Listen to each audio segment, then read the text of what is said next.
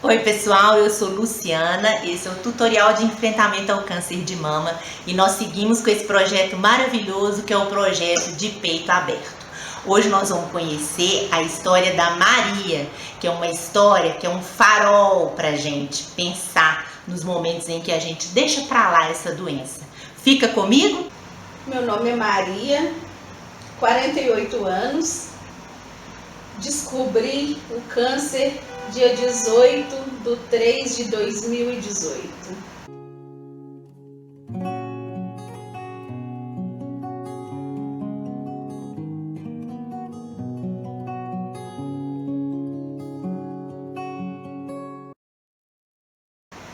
Então foi em 2018 que você teve o diagnóstico do câncer. Foi dia 18 de março de 2018.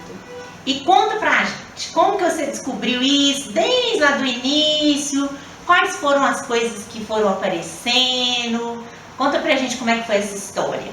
Então, eu tava no sofá, lembro bem a data, que foi mais ou menos dia 3 de março, e fui tomar banho. Notei algo estranho no seio, fui tomar banho, que dentro do banheiro eu ia olhar direitinho e vi que tinha um carocinho do tamanhozinho de um feijão, que me preocupou. Como era noite, no outro dia levantei cedo e fui para o médico, e ela falou que não era nada, era um carocinho simples, mas que ia me passar pela médica. Aí eu fui, já fiz a mamografia e depois fui por uma biópsia, acusou benigno, que depois disso a médica me pediu outra biópsia que já acusou maligno. Entendi. E quando ela me falou que eu estava com câncer, eu assustei e resolvi me isolar. Não falei mais nada. A partir daquele momento eu não falei mais nada, fiquei em silêncio, só chorava muito e não aceitei que eu estivesse com câncer. Sim. E diante disso, eu não contei para ninguém, fiquei calada, trabalhando normalmente. Como que era na época, Maria? Você trabalhava com o quê? Você era casada? Você tem filhos? Conta pra gente. Sou eu e duas crianças, né? Casada, separada há 9 anos. Sim. E mora só eu e duas crianças. E eu era diarista e cuidadora de idoso. Ótimo. Então era 12/36, então no outro dia eu fazia faxina. Entendi. E aí então você resolveu negar que você estava com aquela doença. Resolvi negar, mas sempre estava batendo, né? Uma coisa batendo na minha cabeça.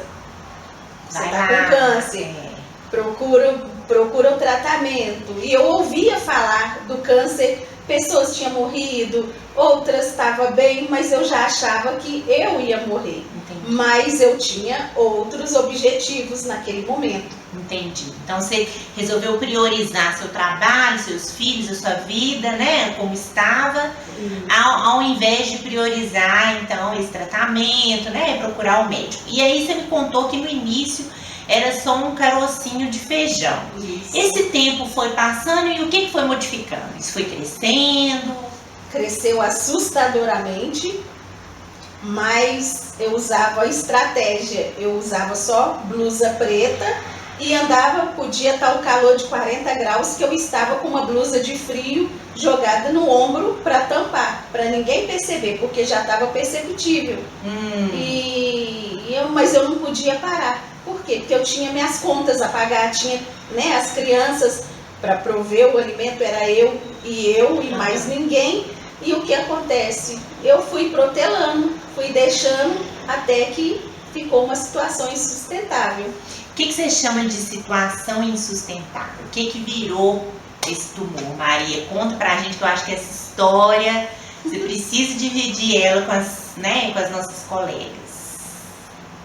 Uma mama necrosada, para falar a grosso modo, para que entendam, saindo varigeira. Aqueles bichinhos, né? Varigeira, muito fedorento, né? A mama ficou sangrando. Infeccionou, né? Apodreceu, na verdade, né? As fotos, né, que você viu, ficou a mama podre e cheirando carniça, para falar, para que entendam bem, com um cheiro de carniça. E você convivia com isso? Convivia com a dor era insuportável, mas como eu ainda estava escondendo, porque eu escondi 3 anos e 3 meses, 3 anos e 3 meses escondendo, e eu tinha que sorrir para que ninguém percebesse que eu estava sentindo dor ou que estivesse saindo tanta secreção, porque eu tinha que trocar de blusa praticamente de 2 em 2 horas. Maria, e você trabalhando, vivendo a vida normal? Tinha que trabalhar.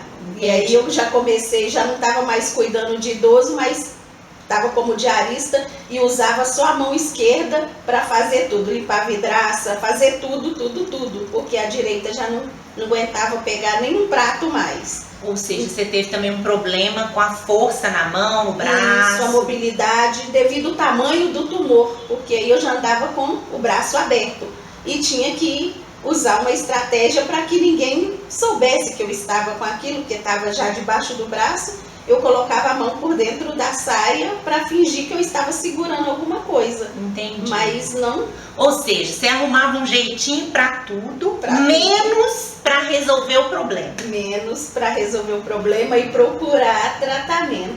E aí, Maria, assim, quando você me mostra as fotos, né, e às vezes quando a gente escuta essa história, às vezes as pessoas pensam assim, mas como que ela deixou chegar a este ponto, né?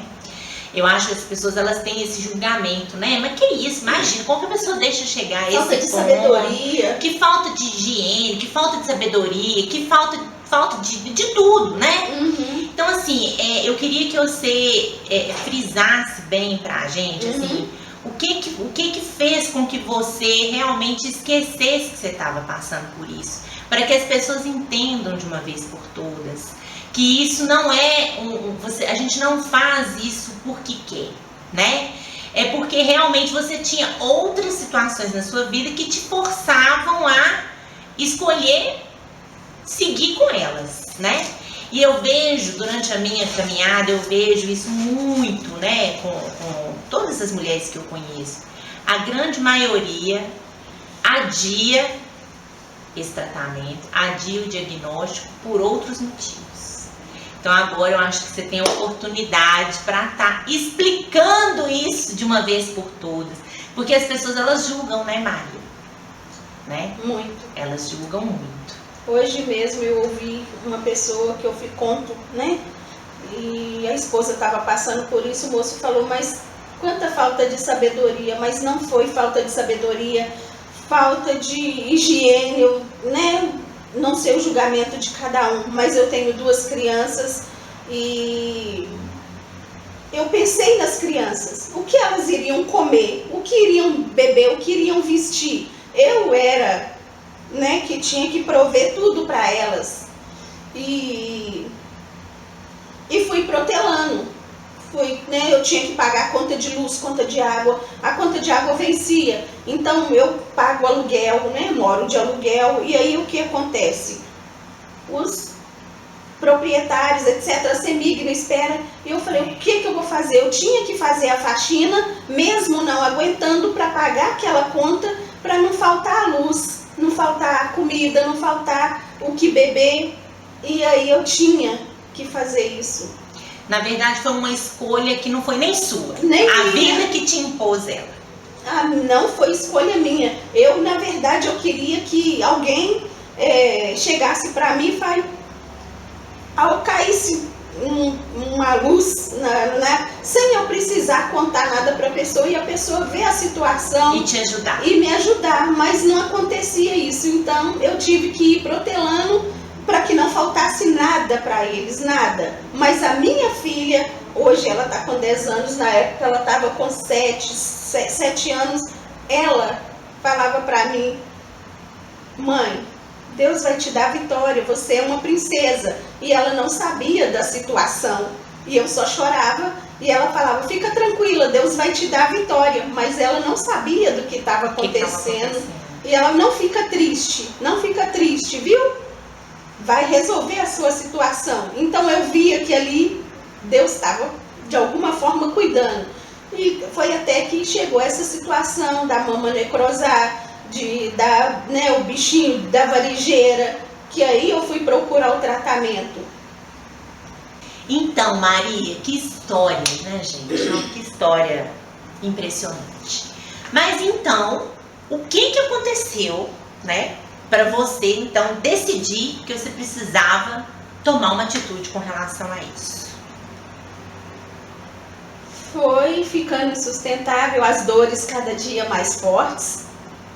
Aí eu já não dormia mais, já não comia mais, devido às dores, que eram 24 horas de dor, porque quem sente a dor do câncer sabe como é.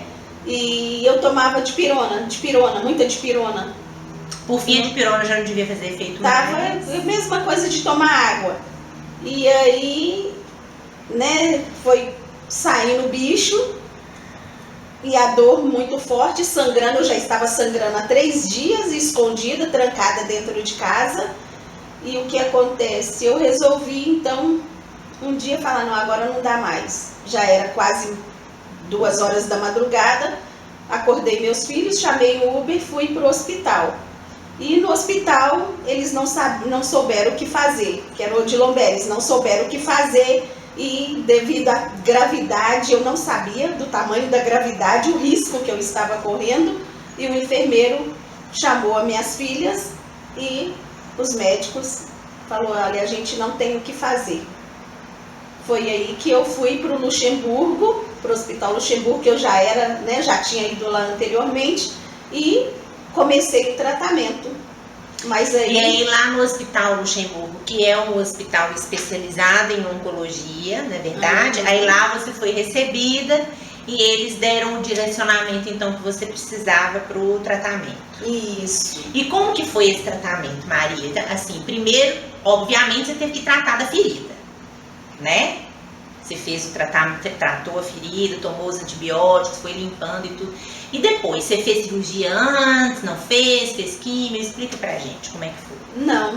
Não fiz a cirurgia, já entrou direto com a químio, porque só a químio eu não ia resolver, mas eu quero frisar que já estava desenganada, ali era um tudo ou nada. Entendi. E não tinha muito tempo para nada, tinha que ser para ontem.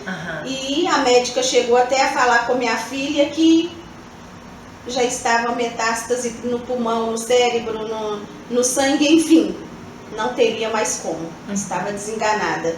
Mas, graças a Deus, não tive metástase, não tive problemas, né, com nenhum outro órgão, então ficou só na mama. E eu friso que a químio foi abaixo de Deus.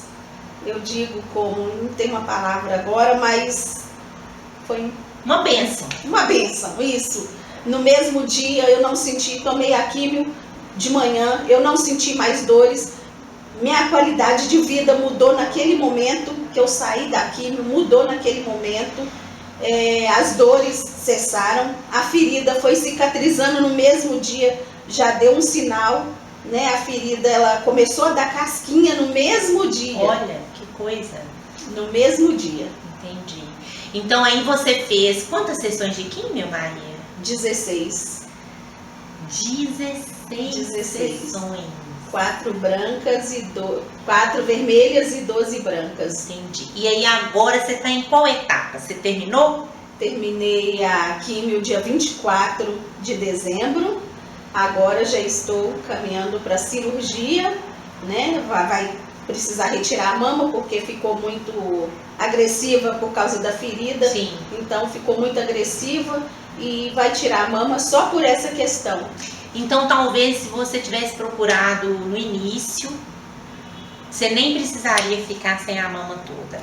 Talvez só uma cirurgia ter tirado só o tumor.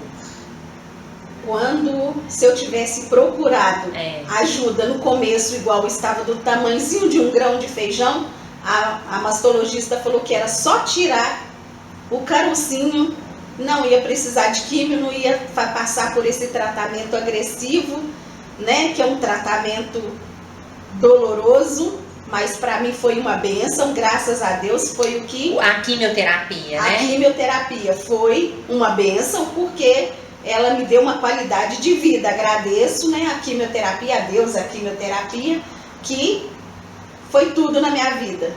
Eu digo que o Luxemburgo, o Hospital Luxemburgo, foi uma extensão da minha casa, onde eu podia sonhar. Eu quero frisar que eu não sonhava mais, eu não me sentia mais mulher, eu me sentia, para falar a verdade, um lixo. Eu me sentia um lixo, como se eu não valesse nada, por estar naquela situação. Depois da primeira quimio, que tudo foi caminhando, eu já pude sonhar, eu pude ver o mundo com outros olhos. Você conseguiu enxergar que o seu problema, ele existia, mas que ele também tinha uma solução. Tinha uma solução, tem tratamento, bons tratamentos, bons profissionais.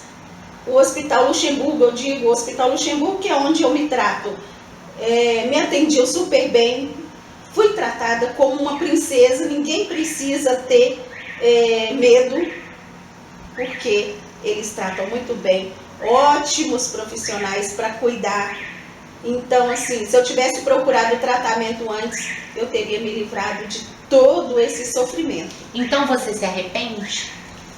Me arrependo, entre aspas, de não ter procurado antes, mas dou graças a Deus de ter ainda tido a chance de viver porque eu já estava, né? Eu ouvi dizer que isso já estava tudo perdido, como se diz, estava desenganada, e onde eu não tive, ou tive, né, a oportunidade, graças a Deus, de conseguir um tratamento, ainda restando pouco tempo, mas e de estar de pé devido ao tratamento. Apesar de ter protelado, né, e não aceitado a situação, então eu quero dizer, não protelem o tratamento. Descobriu, corre logo.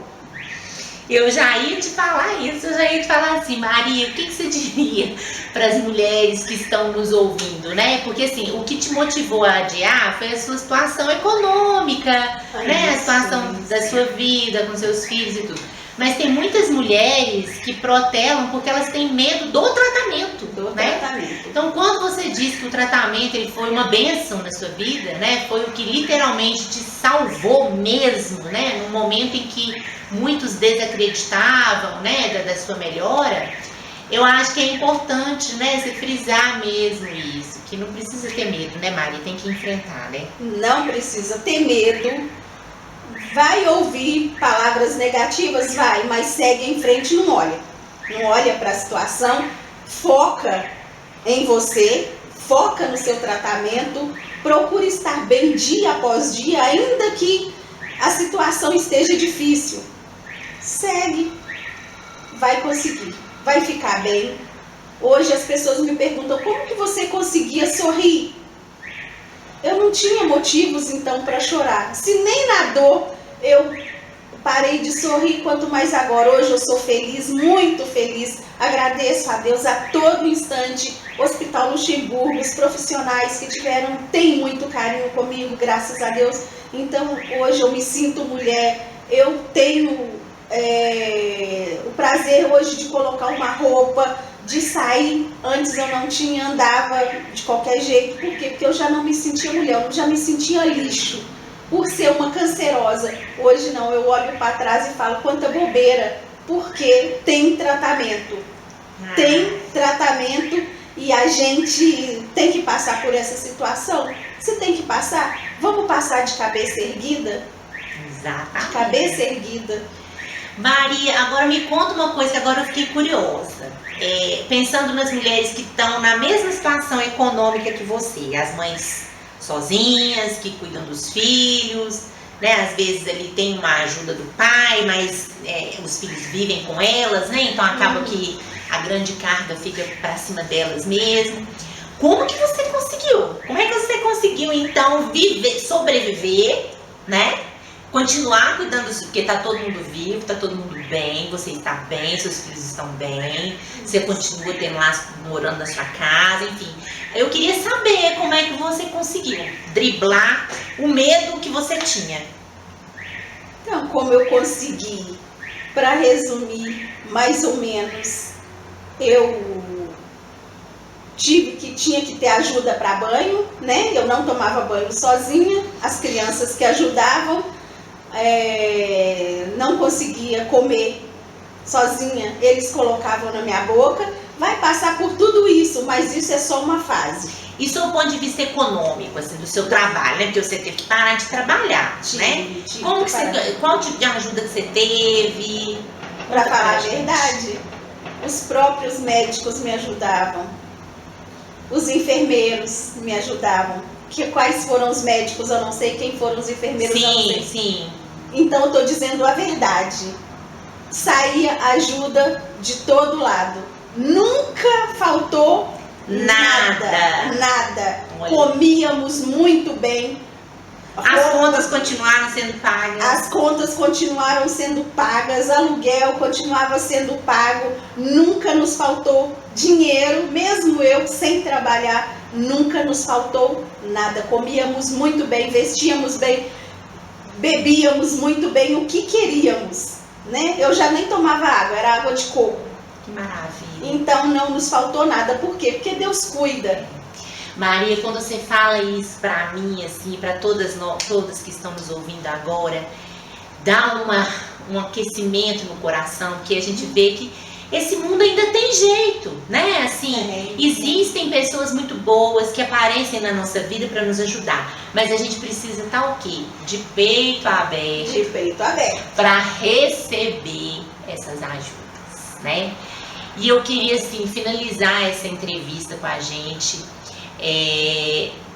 te perguntando, né, o que mudou na sua vida, né? Depois, muito embora você ainda não terminou essa caminhada, né? Você ainda vai passar pela cirurgia, mas vamos dizer assim, você já está na etapa final, você já venceu a pior parte, né? Então, assim, o que ficou para você? O que mudou depois do câncer de mama? O que mudou é que eu vi, o que eu percebi, que eu não sabia que eu era tão forte. Tão forte. Porque de tudo do que me falaram, eu fui até ouvir dos próprios médicos falando, eu fui, tudo que eles falaram eu ia contra, para melhor. Então, assim, eu não sabia que eu era tão forte. O que mudou foi a minha fé, que se elevou, vamos dizer, de 10 para 1000. E como mulher também, a olhar mais para mim, porque até então eu olhava todos, menos eu. Então hoje eu me priorizo, eu olho mais para mim e orientar outras mulheres a estar cuidando da saúde, a estar cuidando delas. Não protelem nada, que sentir uma dor de cabeça, vamos ver a origem dessa dorzinha de cabeça, que seja no dedo, vamos ver a origem dessa dor no dedo, para que não aconteça com mulher nenhuma o que aconteceu comigo. Ainda, graças a Deus, eu tive uma chance, mas tem pessoas que não teve a mesma chance a que eu tive, assim como conheci várias pessoas que hoje não estão no nosso meio, porque foi protelando, por ter protelado, várias coleguinhas hoje, infelizmente, não está aqui, não teve a mesma oportunidade de estar contando a história. E inspirando outras mulheres, né, com a sua história. Essa história é muito inspiradora e ela funciona, na verdade, como um grande farol, né, assim, como um sinal luminoso, bem poderoso mesmo, né, para que todas essas mulheres que estão aí nesse momento de latência, né, esse momento de negação, tomem uma postura e assumam que precisam de ajuda, porque só assim a ajuda vem, né? Isso. Quando a gente não acredita que a gente precisa de ajuda, a ajuda não vem, né? Vem. Agora, quando a gente acredita que a gente está ali à mercê e precisamos sim procurar uma solução para o problema, a solução vem. A solução vem. Maria, eu fiquei assim muito feliz, né, de você ter aceitado o meu convite. A Também. gente deseja, tanto eu quanto a produção do tutorial, a gente deseja que você realmente, assim, seja um milagre a cada dia na sua vida que agora, depois da cirurgia, você consiga retomar a sua vida profissional, né? Que você consiga reconstruir a sua vida econômica com seus filhos, né? Mas nunca se esquecendo das lições que você aprendeu, né? Durante Foi uma lição. Esse processo todo, viu? Uma lição. Que Deus te abençoe demais. Amém. Você continue aí de peito aberto aos meus convites e aos seus relatos, tá bom? Um Sempre beijo, minha precisar, querida. tô aqui. Valeu demais. Obrigada.